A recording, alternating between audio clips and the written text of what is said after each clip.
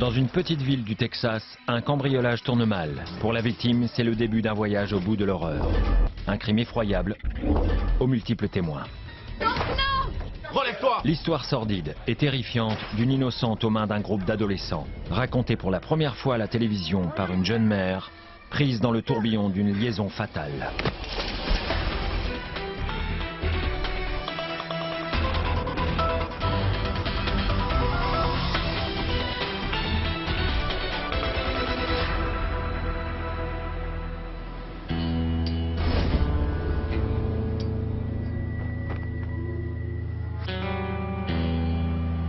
Au Texas, à mi-chemin entre Houston et Dallas, se trouve la petite ville de Palestine. C'est une charmante petite ville, pétrie de valeurs traditionnelles, où les étrangers de passage sont accueillis à bras ouverts. Mais en janvier 2000, s'est produit un événement d'une rare cruauté. Un meurtre choquant et gratuit qui a marqué les esprits de manière indélébile.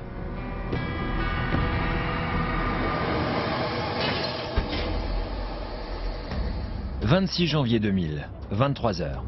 La police de Palestine se présente au domicile de Geraldine Davidson, surnommée Jerry, pour une visite sociale.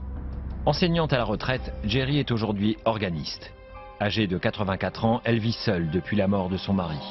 Son absence à la répétition de la chorale inquiète ses amis.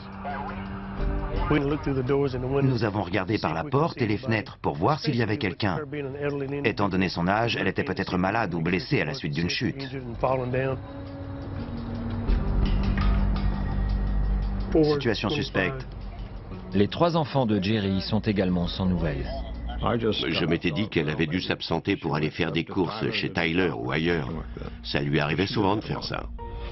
Nous vivions à 2 heures de route de chez elle. Nous la savions seule et nous avions peur qu'elle fasse une chute et que personne ne puisse l'aider. Non, toujours rien. Nous étions tous inquiets et nous voulions savoir si notre maman allait bien.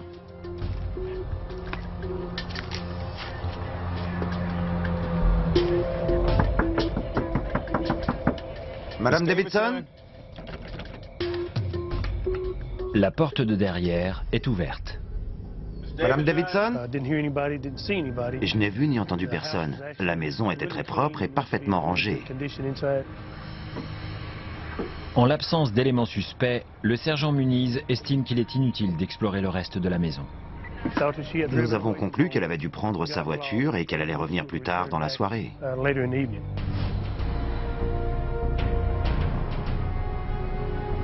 Le signalement de la Buick grise est donné aux agents qui patrouillent dans la ville. Quelques instants seulement après avoir quitté la maison, l'agent Muniz repère un véhicule correspondant à la description. C'était une Buick. J'ai donc décidé de vérifier que c'était bien Madame Davidson et que tout allait bien. Véhicule suspect. Commence filature. Indiquerai lieu exact dans quelques instants. Bien reçu. Mettez vos mains sur le volant. Je peux voir votre permis? Non. Et les papiers du véhicule? Non. À qui appartient ce véhicule? Personne ne savait à qui appartenait le véhicule. Ils étaient incapables de me donner le nom du propriétaire. Qu'est-ce que vous fabriquez ici? Les craintes du sergent Muniz se confirment. Il s'agissait bel et bien du véhicule de Madame Davidson. Le standard m'a ensuite confirmé que le numéro d'immatriculation était aussi celui de Madame Davidson. C'était très inquiétant, car non seulement elle avait disparu, mais en plus elle n'était pas au volant de sa voiture. Et il nous semblait peu probable qu'elle se soit perdue quelque part. Je vais vous demander d'ouvrir la portière et de descendre du véhicule en me faisant face. Les 5 occupants de la voiture sont emmenés au poste pour être interrogés et le véhicule est remorqué afin d'être examiné.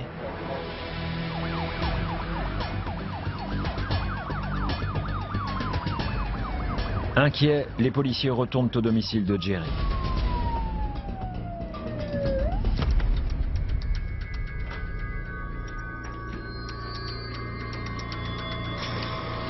Cette fois-ci, ils découvrent qu'une des fenêtres de la cuisine a été fracturée de l'extérieur.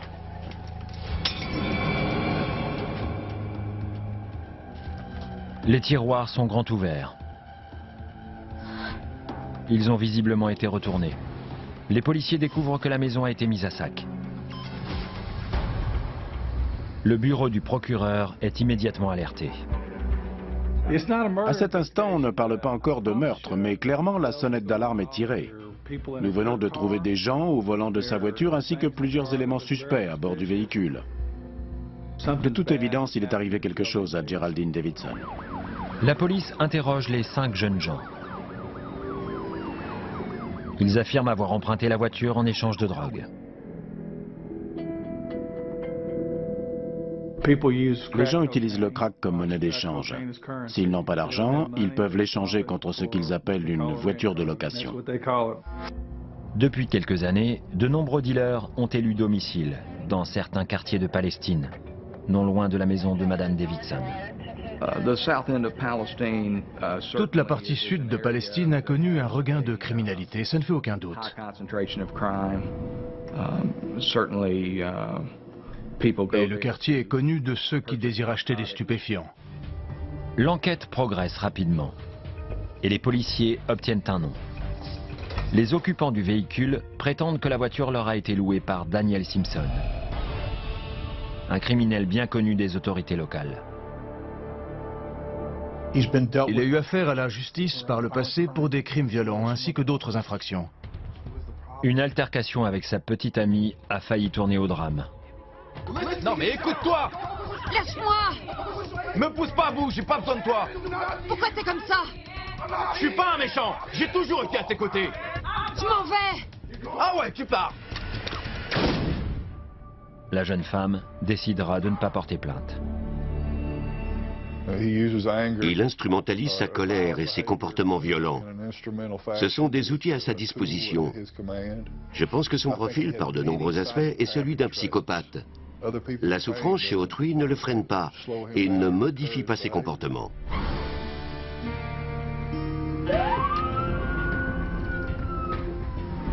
Deux heures après avoir découvert la maison de Geraldine Davidson mise à sac, les policiers arrivent au dernier domicile connu de Daniel Simpson. Amanda Simpson, que puis-je pour vous? Je recherche Daniel Simpson, vous le connaissez? Il est derrière vous.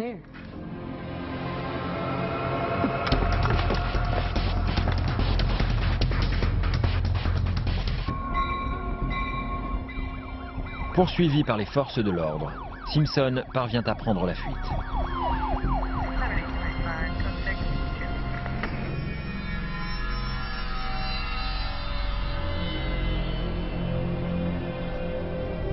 Malgré le décès de son mari 15 ans auparavant, Geraldine Davidson profite pleinement de sa retraite.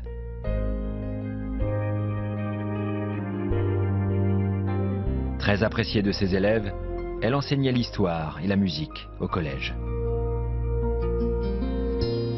Elle adorait sa vieille maison. Il était hors de question qu'elle la quitte. Elle était chez elle, proche de tous ses amis. Mais pour ses fils et sa fille, la situation est de plus en plus préoccupante. Il y a quelque temps, Jerry a retrouvé une vitre cassée. Puis elle a reçu la visite de 2 inconnus. Bonjour. Bonjour, comment allez-vous? Bonjour. Nous vivons plus bas dans la rue et nous voudrions utiliser votre téléphone. Notre mère est très malade. D'accord, entrez donc. Merci, c'est très gentil. Elle les a laissés entrer. Et peu après, elle est montée à l'étage. Qu'est-ce que vous faites en haut? Fichez-moi le camp. Sortez de chez moi tout de suite.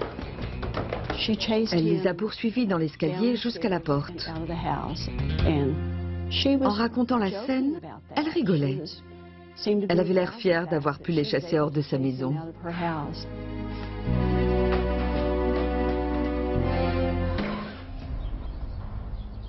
Pourtant, ses enfants insistent pour que la maison soit sécurisée au plus vite. Malheureusement, Jerry est enlevé juste avant le début des travaux. Nous avions cherché ensemble une entreprise spécialisée dans la pose d'alarme. Et pour tout dire, l'installation d'un système de sécurité était programmée. 2 jours après la disparition, la femme de Daniel Simpson est interrogée au commissariat. Pour la première fois, Elle raconte devant les caméras sa terrible histoire. L'histoire d'un amour malsain et d'un crime terrifiant que beaucoup connaissaient mais ont préféré taire. Elle révélera enfin Répondez pas. la fin tragique de Geraldine Davidson.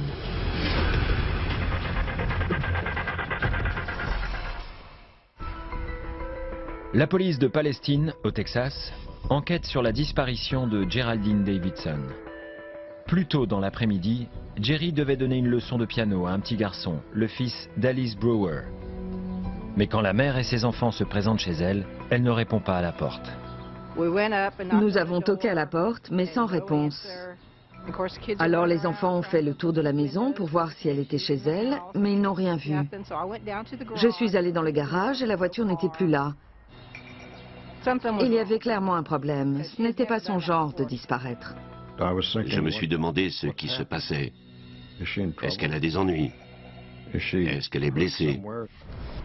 Alors que la police est venue l'appréhender, le suspect numéro 1, Daniel Simpson, a réussi à fuir. Pourquoi conduisait-il la voiture de Jerry Davidson? Et pourquoi l'a-t-il prêtée à une bande d'adolescents? Je l'ai loué à quelqu'un. Sa femme, âgée de seulement 16 ans, et dont le nom de jeune fille est Jennifer Smith, est interrogée par les policiers. Elle leur explique comment elle est tombée amoureuse du petit caïd du coin. C'était sympa, on faisait les fous, il me traitait bien et j'aimais ça.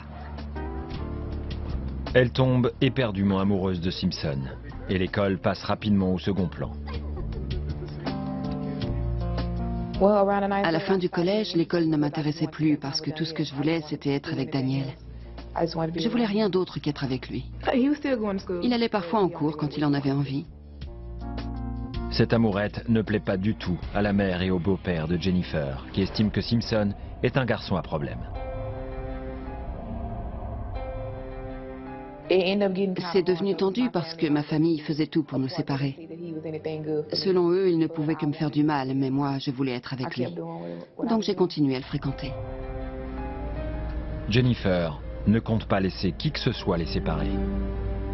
Carole, t'es jolie. Merci. Qu'est-ce qu'il faut? Oui. Prête? J'ai fini par m'enfuir avec Daniel. Nous allions de motel en motel, restant parfois plusieurs semaines. Il voulait faire un enfant. Les vœux de Simpson sont exaucés. Et Jennifer lui donne un petit garçon. Ce bébé était rien qu'à moi. J'étais enfin importante pour un autre être humain. Ça me rendait très heureuse. Les amoureux passent tout leur temps ensemble. Mais Jennifer garde le contact avec les siens. Et puis j'ai eu envie de rentrer à la maison parce que ma mère me manquait. Donc je suis revenue un peu, mais Daniel me voulait à ses côtés. Donc je suis repartie avec lui. Jennifer Smith va pourtant payer très cher le prix de cet amour. Afin d'entretenir leur relation, elle vole de l'argent chez elle. Elle est dénoncée par sa propre mère. Bonjour, voici ma fille. Je voudrais porter plainte contre elle. Les ennuis commencent pour Daniel Simpson. Ils m'ont coffré. Ils ont aussi coffré Daniel parce qu'il fricotait avec moi et que j'étais mineure. Toujours aussi amoureuse de Simpson, Smith découvre qu'elle a la possibilité de faire tomber les charges qui pèsent contre Daniel. Le couple pourrait être à nouveau réuni. La seule manière pour moi de le faire sortir de prison était de l'épouser. J'ai contacté un avocat et on s'est mariés. C'est aussi simple que ça. Je ne voulais pas qu'il soit enfermé. Ils ont décidé de se marier en se disant qu'une fois mariés, les charges d'agression sexuelle tomberaient automatiquement. Le plan fonctionne. Les charges sont abandonnées. Et Jennifer Smith devient Madame Jennifer Simpson. Mais la lune de miel sera de courte durée. Je veux juste que tu surveilles le bébé. Non, il n'y a pas moyen. Daniel Simpson dévoile son nouveau visage, celui d'un homme violent. Je venais de le sortir de prison et de l'épouser, et c'est après ça que j'ai compris qui il était vraiment. Il était très souvent défoncé, ou alors juste en colère parce qu'il était jaloux. Parfois il n'y avait aucune raison, il me sautait dessus et me frappait comme ça. C'était un mec violent. Je vais te tuer, toi et ta famille. Relève-toi. De plus en plus violent, Daniel Simpson devient incontrôlable. et s'en prend même à son propre père. Lors d'une dispute avec son père, il a brisé toutes les vitres de sa camionnette. Reste ici! T'approches plus de moi! Où est-ce que tu vas? Reviens ici! Moi qui connaissais déjà ses problèmes de tempérament, je savais que la seule chose à faire était de se tenir à l'écart. Daniel choisit des victimes qui prennent vulnérabilité. Je pense que dans son cas, le terme de prédateur n'est pas usurpé. Il s'agit d'un individu qui considère les autres non comme ses semblables, mais comme une ressource à sa disposition. Si vous voulez, c'est un peu comme un loup parmi des agneaux. Jennifer Simpson explique aux enquêteurs que le matin de la disparition, elle a entendu une conversation entre son mari et un jeune ami à propos d'un cambriolage. Allez, on va cambrioler la vieille. Je l'ai entendu dans la cuisine en train de parler d'un cambriolage chez une vieille dame et je lui ai dit d'abandonner ses plans cupides. Daniel Simpson lui avoue avoir cambriolé la maison de Jerry Davidson la semaine précédente avec l'aide d'un copain du quartier. Allez, on dégage! Mais il ne m'a jamais dit ce qu'ils avaient volé cette fois-là. On va les voir là. Alors ce jour-là, quand il a voulu y retourner, j'ai décidé de le suivre. Il savait que Madame Davidson était une personne âgée et seule, donc vulnérable. Les enquêteurs voient désormais la jeune épouse de Daniel Simpson sous un tout autre jour. Elle avoue que, sachant Madame Davidson sortie, ils ont cassé une fenêtre afin qu'elle puisse entrer dans la maison. Je suis entrée et j'ai ouvert la porte de derrière.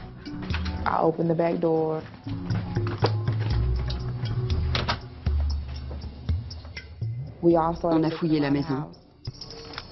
10 minutes plus tard, c'est la panique générale, car Jerry Davidson est revenu plus vite que prévu. On a cherché à se planquer. Hé les gars, venez par ici! On voulait s'en aller, mais Daniel nous a dit « pas question ».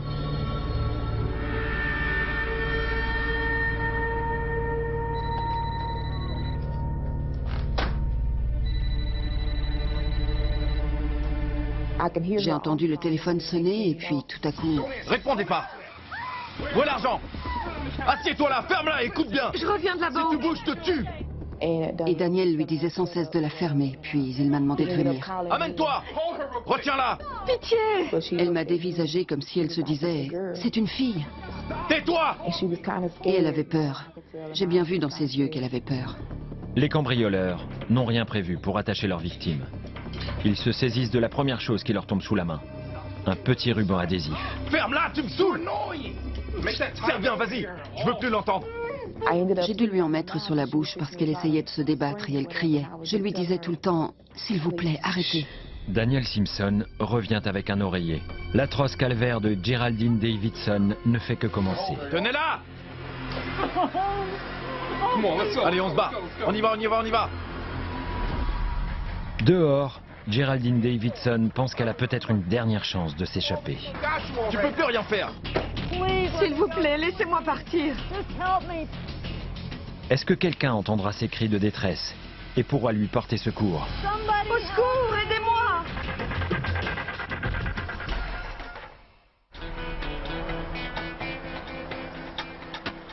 Janvier 2000.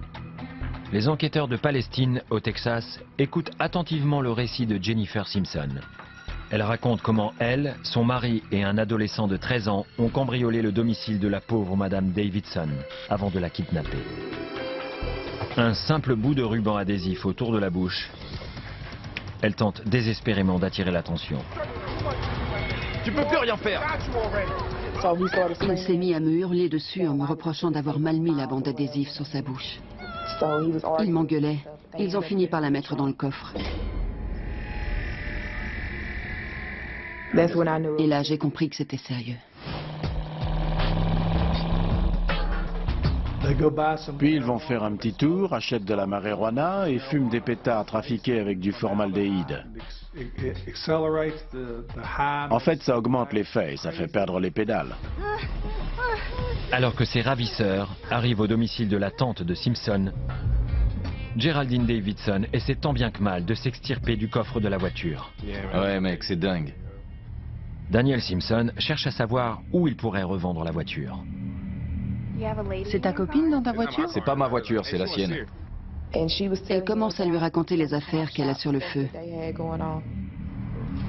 Simpson ne peut s'empêcher de se vanter à son tour et exhibe fièrement son trophée, une femme ligotée et terrifiée. Daniel a ouvert le coffre de la voiture. Par pitié, s'il vous plaît, prenez ma voiture. Je l'entendais dire qu'il pouvait prendre l'argent, la voiture. Tout ce qu'elle voulait, c'était ses médicaments. Je rentrerai à pied. Ferme ta bouche! Tu sais même pas où on est! Elle était désespérée, elle savait qu'il lui fallait prendre ses pilules et elle les implorait. Curieusement, la tante de Simpson ne prévient pas la police. Et la souffrance de Jerry laisse Jennifer Simpson totalement indifférente. Moi, tout ce que je voulais, c'était en finir avec tout ça. Alors j'ai rien dit. Rien dit du tout. Leur complice, âgé de 13 ans, est sous l'emprise de la drogue qu'il a fumée avec eux. Il ne réalise pas la gravité des actes auxquels il prend part.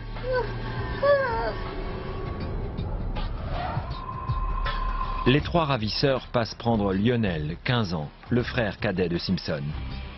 Allez, c'est parti, on décolle. C'est fait? Ouais, je l'ai fait, elle est dans le coffre. Lui aussi est bien connu de la brigade de la délinquance juvénile.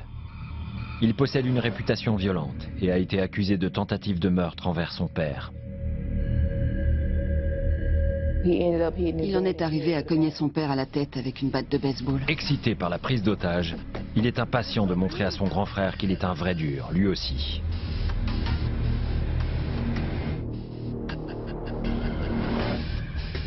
La plupart du temps, ils étaient en compétition.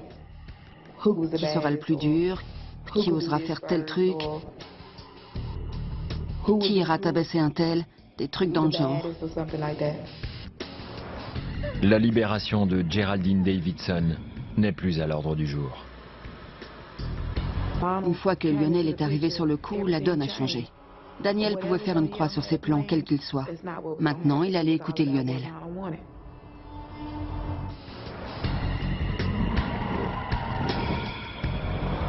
Les ravisseurs font un petit tour dans la ville et s'arrêtent plusieurs fois pour exhiber Geraldine Davidson tel un trophée.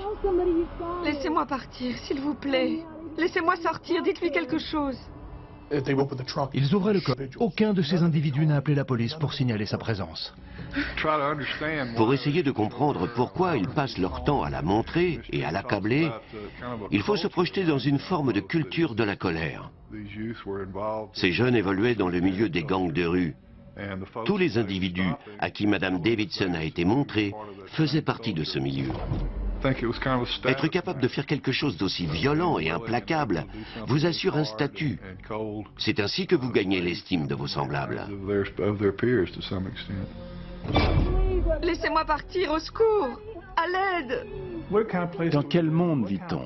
Qui sont ces gens qui, témoins d'un acte aussi abominable, ne lèvent pas le petit doigt pour vous porter secours? Personne n'a rien fait pour aider Madame Davidson alors que sa vie ne tenait plus qu'à un fil. Alors qu'ils continuent à la montrer à leurs amis, Lionel se met à rouer de coups sa victime avec ses poings. Il est possible qu'il ait aussi utilisé une pelle pour la frapper.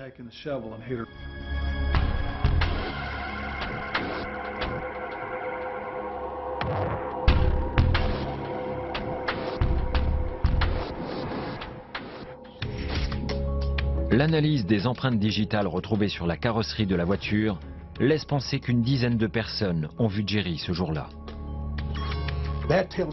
Ces empreintes nous indiquent que les gens se sont penchés pour regarder Madame Davidson dans le coffre de la voiture.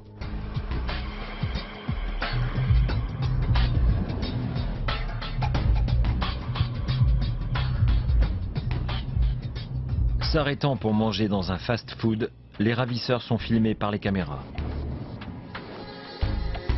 C'est moi qu'ils ont envoyé. Dans la file d'attente, Jennifer se tient juste derrière une vieille dame. Elle attend sagement pour passer commande.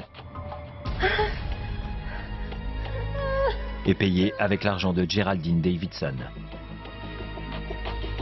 Les occasions de dénoncer ses complices ne manquent pas. Mais elle se contente d'acheter à manger. Jennifer Simpson passe plus de 20 minutes dans le restaurant. Pendant ce temps, la victime est en train de dépérir dans le coffre de la voiture garé seulement quelques mètres plus loin.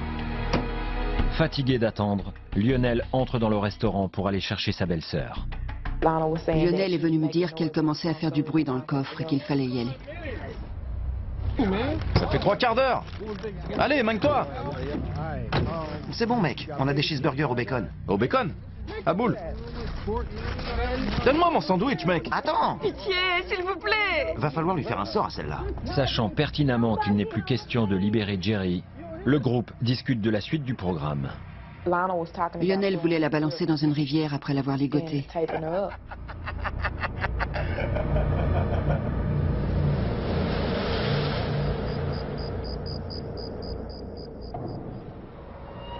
Les ravisseurs s'arrêtent pour acheter de la bande adhésive. Puis en véritable tortionnaire, ils partent à la recherche d'un endroit plus calme qui sera le prochain décor de leurs exactions.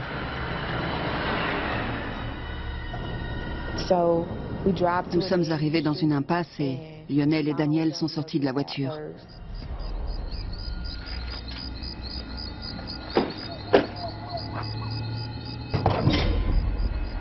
Lionel Simpson prend un malin plaisir à brutaliser sa victime.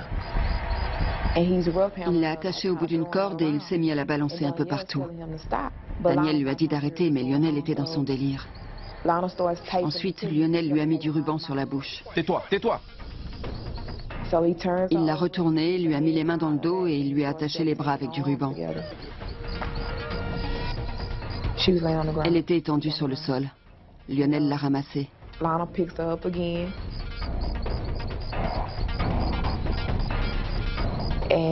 Ensuite, ils l'ont remise dans le coffre. Le gang a maintenant besoin d'un bloc de béton.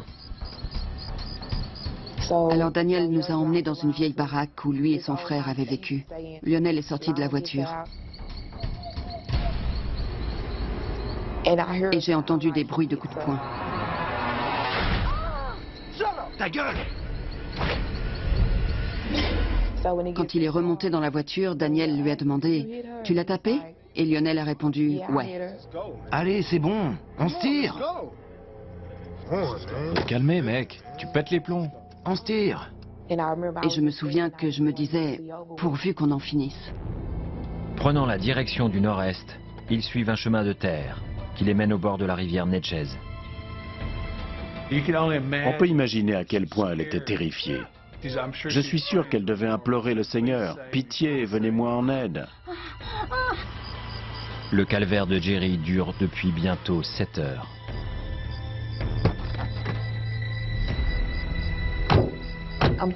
Je me retourne et je vois que Daniel et Lionel s'affairent à l'arrière de la voiture.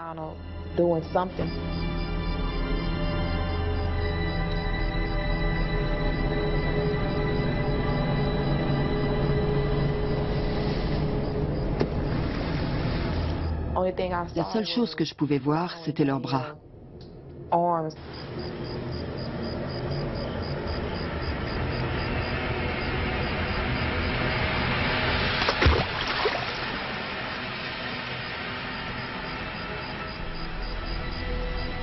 Je n'arrivais pas à croire qu'ils aient fait ça. Jusque-là, je ne pensais pas que ça irait jusqu'au meurtre. Je ne savais pas trop ce qu'ils comptaient lui faire. Mais quand c'est devenu bien réel, je ne savais plus trop quoi penser.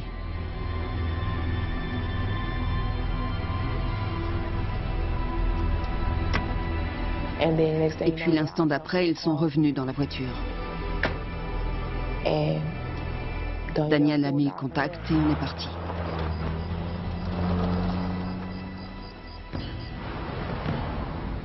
Les meurtriers reprennent la route en direction de Palestine et déposent le jeune garçon de 13 ans chez lui. Puis Jennifer. Celle-ci se couche sans alerter quiconque. Une fois endormie par son mari qui frappe à la fenêtre, il pense que la police est à ses trousses. Il m'a dit, je ne sais pas quoi faire. Pour finir, il est entré et il s'est allongé à côté de moi. On est resté allongé pendant 30 minutes, peut-être moins. Et puis tout à coup, on a entendu « Il y a la police dehors !» Daniel a sursauté Et il a à peine eu le temps de bouger que les policiers braquaient déjà leur lampe torche à travers la fenêtre de la chambre. Daniel a quand même réussi à s'échapper par la fenêtre.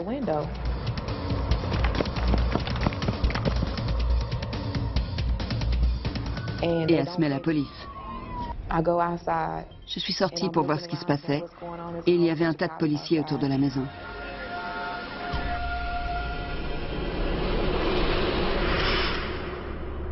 À l'aube, une automobiliste signale à la police la présence d'un corps flottant à la surface de la rivière Neches. Geraldine Davidson serait-elle toujours en vie?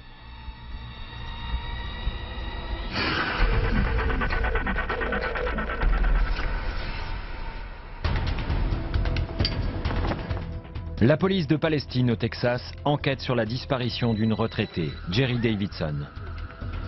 Ne faites pas ça! Aidés par l'appel d'une automobiliste qui pense avoir repéré un corps dans la rivière Neches, les enquêteurs se rendent sur place.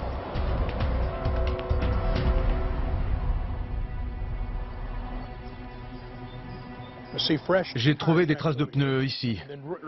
Et juste là, on a vu la masse rouge dont parlait l'automobiliste. On est descendu pour voir de plus près. C'était clairement un corps humain. Et puis on a vu les mains attachées, la corde autour des chevilles et le parpaing. Le corps correspondait à la description que nous avions de Madame Davidson. Elle était bâillonnée avec du ruban adhésif, les mains attachées dans le dos. Et ses pieds étaient joints par une sorte de corde au bout de laquelle il y avait un parpaing censé la faire couler.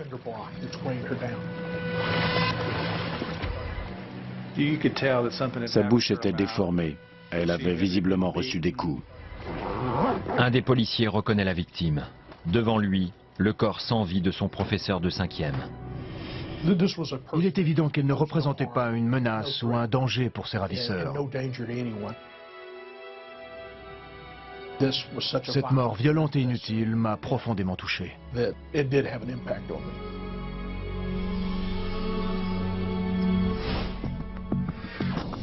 Le corps est envoyé à Dallas pour l'autopsie. Le rapport du médecin légiste confirme le récit de Jennifer Simpson. Des coups d'une rare sauvagerie ont été infligés à la fragile retraitée. Son visage, son crâne et son torse sont couverts de blessures.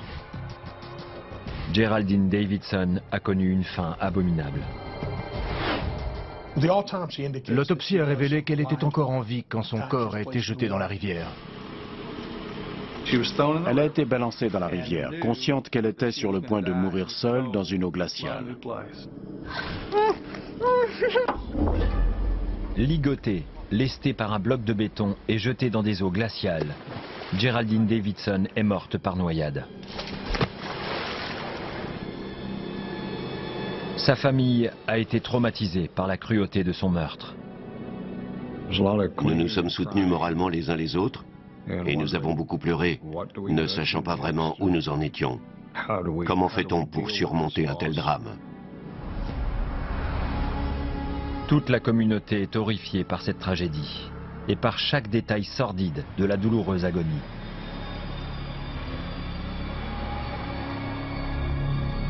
La police s'inquiète également de savoir les frères Simpson et leur complice de 13 ans toujours en cavale.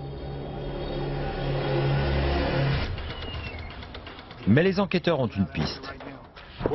Selon les informations que nous venons de recevoir, Daniel Simpson serait dans un squat sur South Jackson Street. Nous allons faire un point avec 2 collègues, établir un plan d'action et essayer de le coincer.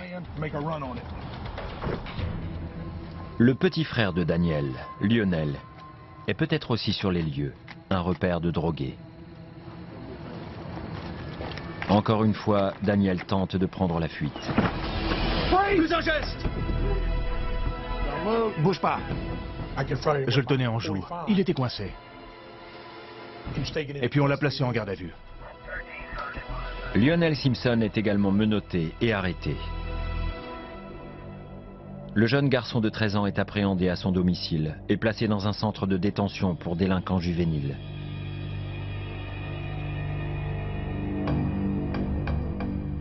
Daniel Simpson refuse de coopérer avec les enquêteurs. Après avoir réclamé un avocat, il se mure dans un profond mutisme. Daniel cherchait à nous défier et il voulait nous empêcher de progresser. Il n'a donné aucune information utile à l'enquête. Il avouera brièvement avoir conduit la Buick.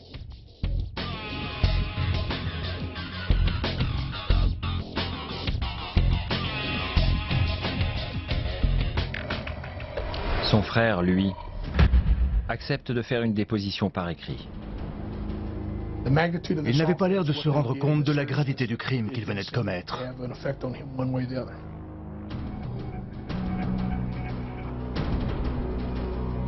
Dans sa version des faits, Lionel Simpson explique que son frère est venu le voir 2 semaines avant le meurtre.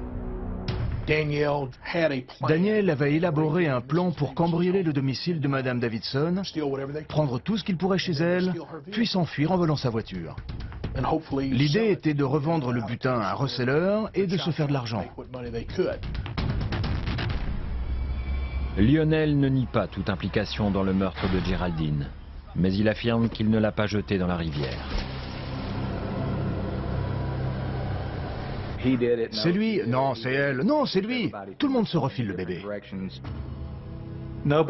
Personne n'admet avoir jeté le corps de Madame Davidson dans la rivière. Chacun dit qu'un autre l'a fait.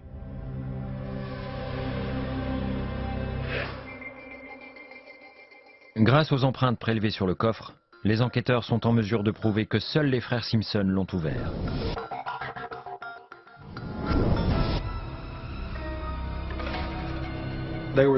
Soit ils l'ont ouvert, soit ils l'ont fermé.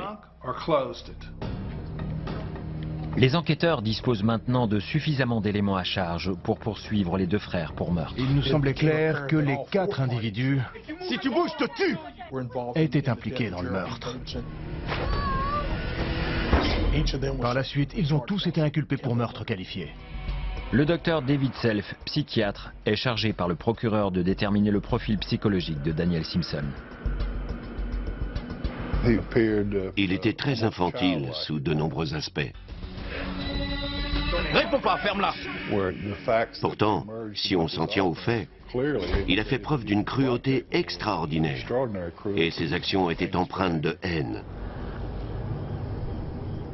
Selon le diagnostic du docteur David Self, Daniel Simpson a le profil d'un psychopathe. Les psychopathes présentent une personnalité et des comportements antisociaux. L'absence de morale ou de conscience est aussi un aspect crucial. J'ai estimé que ces actes indiquaient une défaillance morale profonde. Les remords ou la culpabilité lui étaient étrangers. Il était incapable d'empathie et ne percevait pas la douleur et la souffrance chez autrui. Et il lui était impossible d'assumer ses actes, ce qui est cohérent avec ce type de personnalité.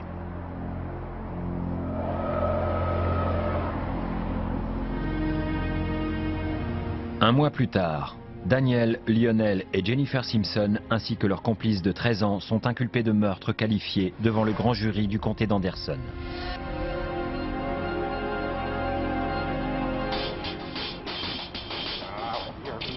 Mais Jennifer va se retourner contre son mari. Celui-ci va devoir se battre pour sa vie, car le procureur réclame la peine de mort.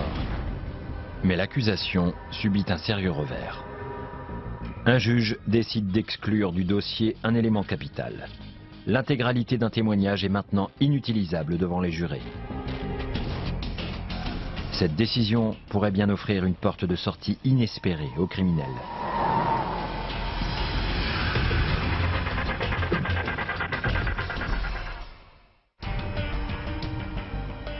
La petite ville de Palestine au Texas n'a jamais connu de meurtre aussi terrifiant. Le procès qui s'ouvre aujourd'hui est une première. Un couple de jeunes mariés et 2 adolescents sont accusés d'avoir sauvagement agressé, enlevé et assassiné Jerry Davidson, 84 ans. Nous voulions raconter aux jurés ce qui s'était passé ce jour-là, comment il l'avait brutalement kidnappée avant de la tuer et de jeter son corps dans la rivière.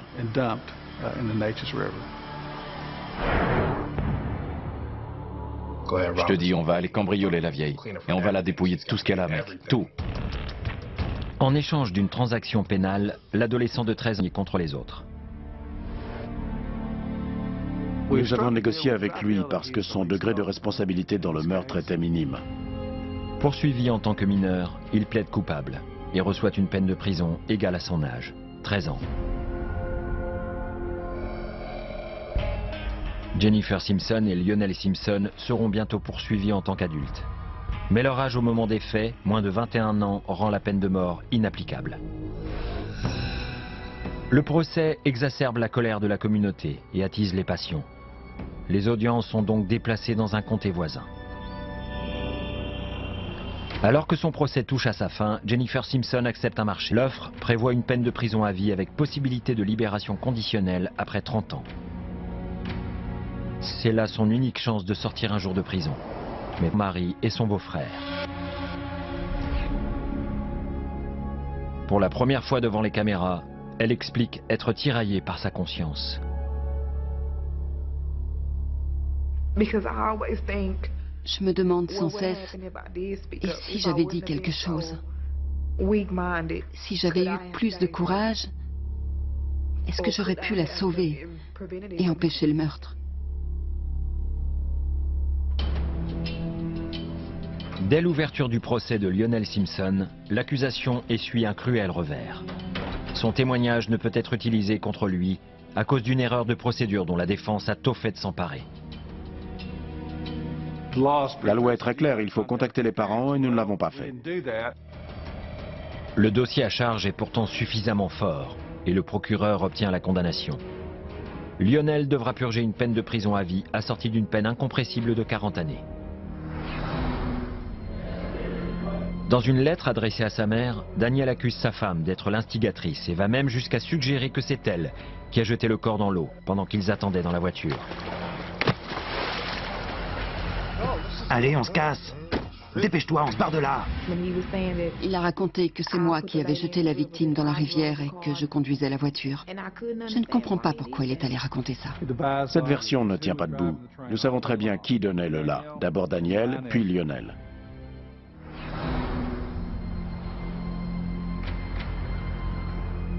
Le psychiatre David Self, qui a établi le profil psychologique de Daniel, explique Nous évaluons les risques présentés par l'individu. Dans le cas de Daniel, le risque, juste après les faits, était maximal. Les actes qu'il a commis, c'est-à-dire conduire avec cette femme dans le coffre, la tourmenter, la torturer et la violenter, sont parmi les plus cruels que j'ai pu observer dans ma carrière. Après 4 jours de procès, la sentence est prononcée. La peine capitale. 11 mois après les faits, Daniel Simpson est reconnu coupable de meurtre qualifié et condamné à mort par injection létale.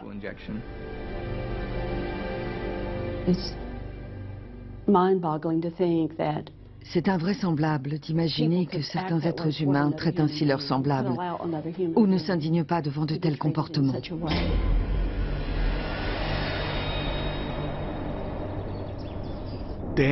Au bout d'un moment, Daniel a dit « J'en ai marre de la prison. Exécutez-moi. » En novembre 2010, une décennie après son meurtre abominable, Simpson emprunte le couloir de la mort pour la dernière fois et se dirige vers la salle d'exécution. Paul Stone, journaliste, est présent. On vous fait entrer dans une pièce, puis une porte s'ouvre et par la fenêtre, vous pouvez voir le condamné à mort sur un chariot d'hôpital, attaché. Il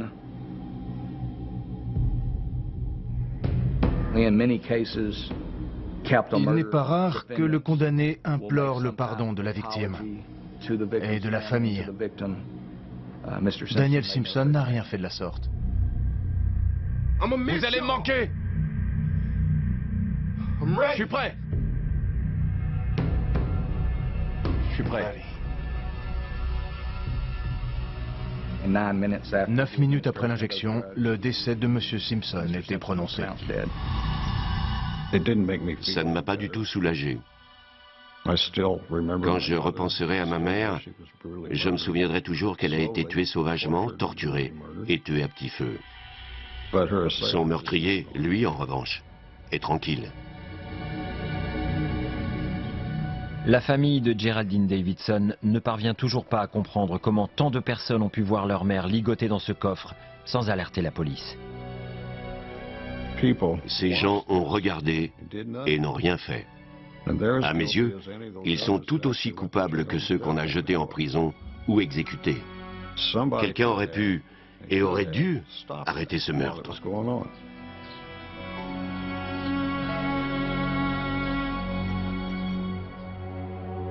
En 2007, le jeune garçon impliqué dans le meurtre a eu 21 ans. Sous l'impulsion des proches de Jerry, qui veulent faire preuve de clémence, il est remis en liberté conditionnelle pour une période de 7 ans. Nous avons vu ce jeune homme prendre le chemin de la rédemption et essayer de faire le bien. Cela nous semblait juste qu'il soit libéré. Jennifer Simpson pourra demander sa libération conditionnelle en 2030. Elle aura alors 47 ans. Si je pouvais revenir en arrière et réécrire le cours des choses, je ferais tout pour arrêter ce meurtre. Sa mort était injuste et je suis désolée. Une nouvelle loi a été introduite au Texas en mémoire de Geraldine Davidson.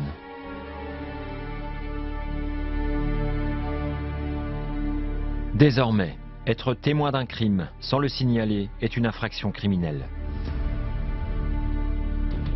Pour sa famille, Geraldine Davidson laisse derrière elle le souvenir d'une vie remplie de bonheur et de générosité.